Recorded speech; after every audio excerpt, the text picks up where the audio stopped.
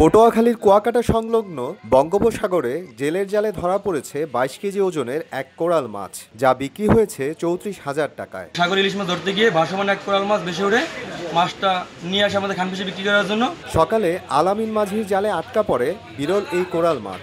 পরে মাছটি বিক্রির জন্য কুয়াকাটা মৎস্যবাজারে নিয়ে গেলে স্থানীয় মৎস্য ব্যবসায়ী খলিল মিয়া ১,৬৭০ টাকা কেজি দরে ৩৪,৮০০ টাকায় মাছটি কিনে নেন। মাছটা বলছে আমি কিনছি ১৬০০ টাকা করে, ২১ কেজি ৮০০, দাম হয়েছে যে আপনার ৩৪,৮৮০ টাকা। যত টুরিস্ট আসে, টুরিস্টের জন্য জানি এত বড় মাছ দেখলে তারা খুশি হয়, সেখানে বাহিরে দিনে আমরা এইগুলো কিনে রাখি, কুয়াকাটা বাজারে কিনে রাখা হয়। পরবর্তীতে যত টুরিস্ট আসে তারা এগুলো নিতে পারে। যে মাছটা দেখলাম, কোরাল মাছটা, এটা দেখা যায় না এখন।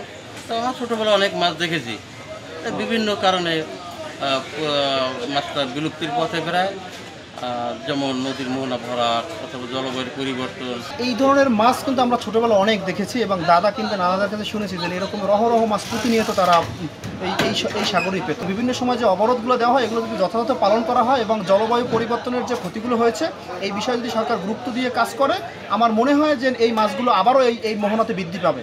মাছটি বিক্রির জন্য ইতিমধ্যে ঢাকায় পাঠানো হয়েছে। এমন বড় আকৃতির কোরাল মাছ জালে ধরা পড়ায় খুশি স্থানীয় জেলেরা। সময় সংবাদ, পটুয়াখালী।